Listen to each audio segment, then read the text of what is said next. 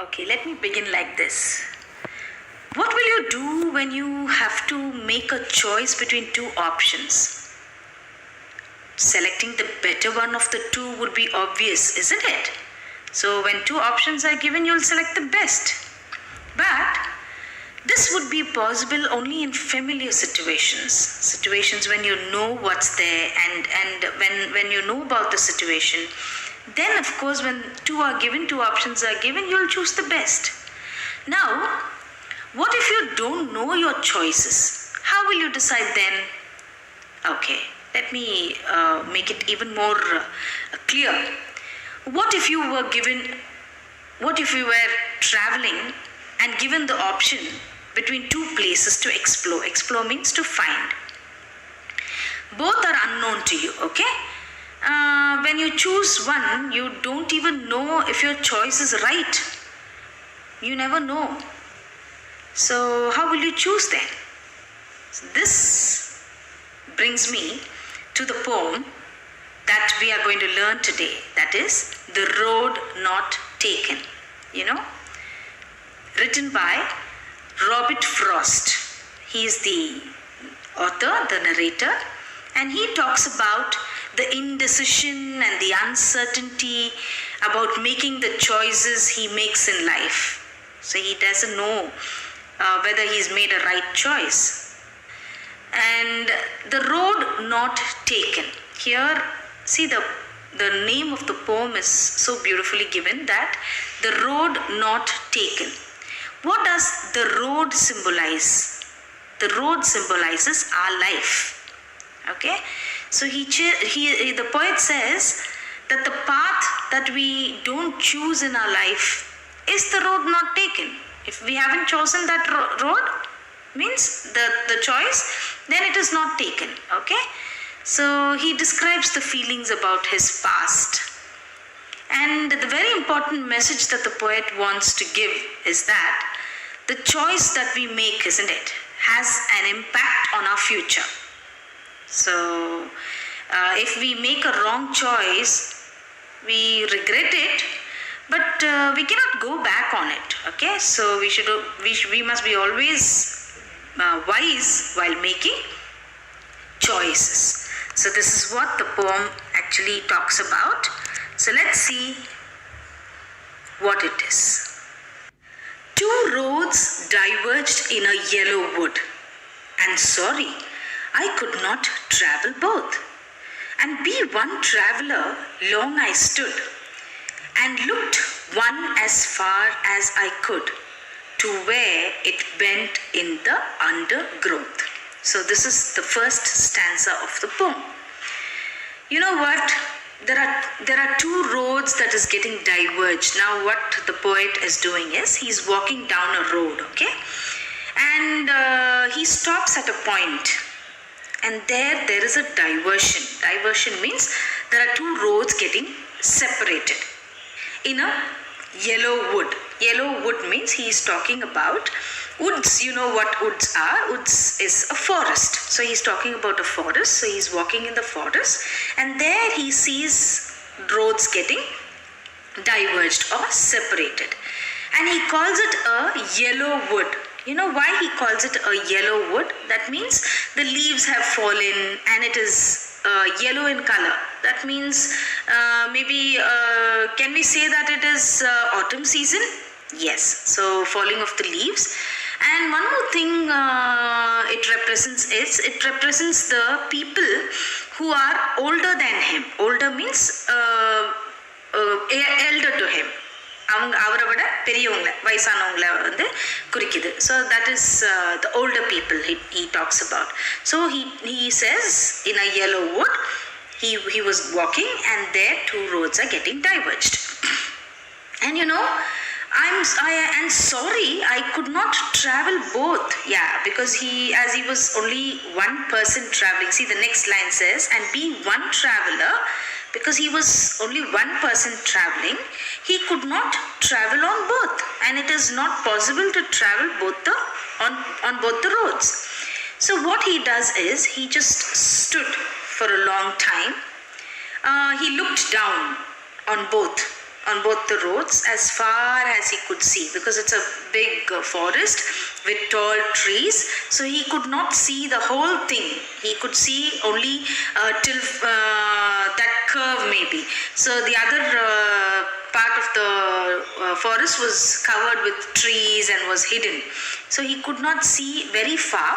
So what he does, he just stands for a while over there, waits, and he now wants to choose. So he is waiting to choose which road to take, to where it went in the undergrowth. Undergrowth means dense growth of plants and bushes. That means the forest he is talking about. So he did not take a path easily. He waits. He wants to know whether the path is suitable for him or not. Only then he is planning to take a road. So the same thing happens in our life too. I am talking about the life, so I am connecting this poem, the first stanza, with our life, with our life, okay? So it happens in our life also. When we have choices, see, we can do this, we can do that. We also have alternatives. We can become a doctor or an engineer, but we have to choose only one out of them. There are so many professions: doctors, engineers, nurses. What more do you want? There are so many alternatives, so many choices. But we can select only one out of them. So we have to take some time, think about the pros and cons. Pros and cons means the advantages, the disadvantages of the choice that we have made, and also we have to think whether it is suitable for us or not, and only then we take a decision, okay, on what path we should choose. So this is what the author also did. Now there's something that is given below is the literary devices used in the poem. See, these literary devices are the techniques, the poets or the writers use. It creates a special effect on their writing to make it more interesting. See, this is very new maybe to you, but let me teach you in a very simple manner. First of all, we will see to the rhyme scheme. See, the rhyme scheme can be chosen from the last word of the stanza. Now see the last word of every line: would, both, stood, could, undergrowth. Now let's see which word rhymes with the other, okay? Now would I will name it as A. Let's give A letter for wood, okay? Now both, does would rhyme with both? No. So we will give it as B. Next is stood. So wood and stood rhymes? Yeah, so what shall we give it? We shall give it A only. And then could, does that also rhyme? Yes, would, stood and could, they rhyme with each other. So what shall we give? Because wood was given A, stood is also given A, could is also given A. Now both and growth, they rhyme, isn't it? So both was given which letter? B. So if both is given B, then growth also should be given B. So can we say the rhyme scheme? How do we say? The first stanza goes like this: A, B, A, B. Got it, children? Yes. The next is symbolism. Symbolism means the two roads. What are the two roads that symbolize? I told you, the road symbolizes what? It symbolizes the two choices in our life. So symbolism is also used over there. See, something which is giving a representation for our life. So that is called as symbolism. Next comes the anaphora. Anaphora means, see the second line, the third line and the fourth line. Can you see and all the three? The beginning of the word is repeated. Can you see that? Yes. So when the beginning of the word gets repeated in the lines below, then it is called as anaphora. So and gets repeated. So it is called as what? Anaphora. So this is the literary device that you learned in the first stanza. I hope you understood this. Now let's go to the second paragraph. Okay? Then took the other just as fair, and having perhaps the better claim, because it was grassy and wanted though as for that the passing there had warned them really about the same. So what does he say in this paragraph? The poet kept on looking at one path for a long time. I told you, he takes one path and then he checks whether it is a right path for him or not. And then he decides and starts walking on the other path, because he felt that both the paths were equally good. That's what he uses the word fair. Fair means as good as the other one. Both were moreover the same. So he felt that both paths were equally good, and he started walking on one of them. Okay? He chooses that path, the path that he chose, isn't it? He chooses that because it had grass on it, which means that it was unused. Not many people had walked on that path earlier. That is why this path was grassy. See, he uses the word because it was grassy and wanted wear, isn't it? Because it was grassy. The grass was not trodden. Trodden means it was not stepped on. So the grass was nice green and maybe yellow in color, he says. So it was very grassy, and so he took that path. And wanted where means that it was not walked over by many people. So he thought that many people have not used this path, so I will take this path. So he chooses that path which is not being used by many people, and it was grassy. And only after he walked for some distance, he realizes that both the paths were similar and worn out. After quite some time, when he keeps walking in that path, only then he realizes that both are worn out. Worn out means both are spoiled. There's not much difference over here. After a few distance, he could see that road was also old only. It's not the grassy road that he saw in the beginning. That was also used. So both are similar to each other. So even in our life, we take any path or option, anything, whatever we may become. All of them have the benefits. They have their disadvantages. Any profession you take up, whether you become a doctor, whether you become an engineer, whether you become a teacher, whatever, it has got its benefits. Whatever choice you make in your life, it has got benefits. Benefits means uses and disadvantages also, and sometimes problems. You have to face challenges, and all this has to be taken up, whatever profession. So we think that we are choosing a better option, but it is not that way. Every option or every way in our life, every profession in our life has got its own problems or difficulties, disadvantages, benefits, and all these are challenges in our life, so we have to take up. Okay, children? So that's what he says. That's what he compares. Both the roads are something similar. Nothing more than the other road. He must have chosen first because it was grassy, and he thought it was unused, but it is not that kind. It is already, that is also already used. It's something similar. So everything has its own way. So the literary device over here is, see, wanted where is in the third line, the last two words. See, wanted where. W sound is repeating over there. And this W is actually a consonant sound, isn't it? So when it begins with a consonant sound like that, and when it repeats, then it is called as alliteration. So W, wanted, where. W is repeating, and it is alliteration.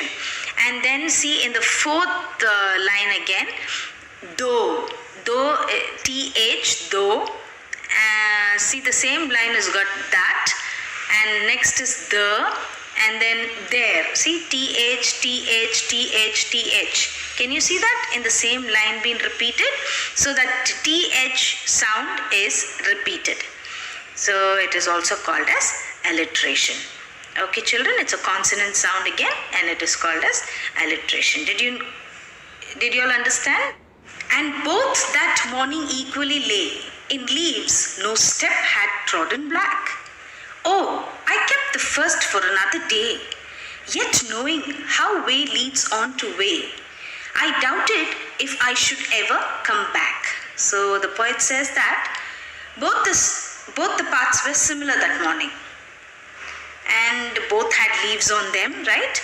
And the one he chose, why he chose that? Because no one had stepped on them, as they were still green in color, That's what he chose that. He said it was grassy, isn't it? Trodden means not walked over. And he decided that day he would take one path and he will keep the other path for another day, it seems. Although he knew that one way leads on to another way. He is deciding for another day for the other paths that he has already left. But the path he chose, that is leading him, way leads on to way. It's going on leading him in the same way. And I doubted if I should ever come back. He knew that he could not go back on the choice that he had made. Yes, he cannot come back now. He cannot take the other road. He has to keep going and going and on and on and on in the same road that he has chosen.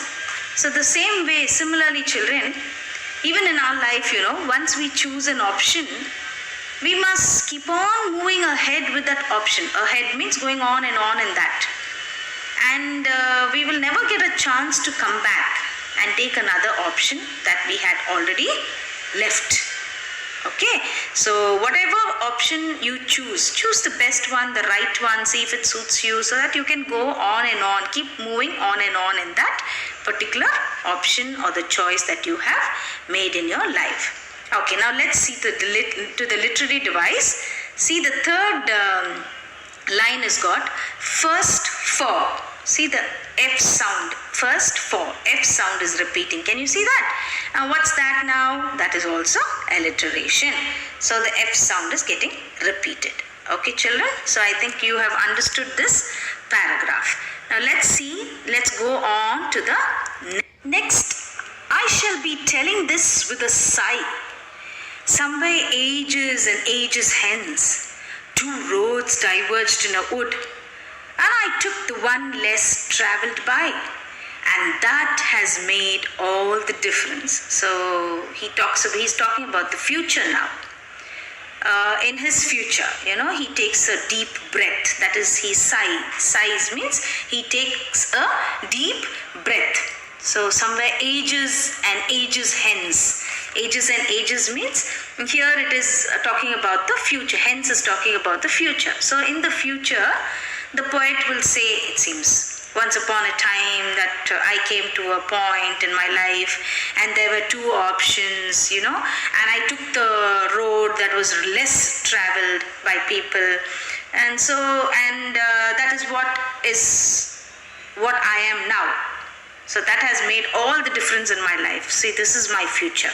This is what I am because I chose that road. So this is what the poem or the poet says. Similarly, even in our lives, when we grow up in our future, you will say, once upon a time, when I was young, I had two options. The choice that I made was what I have become now. See what I am now? Suppose you're a doctor.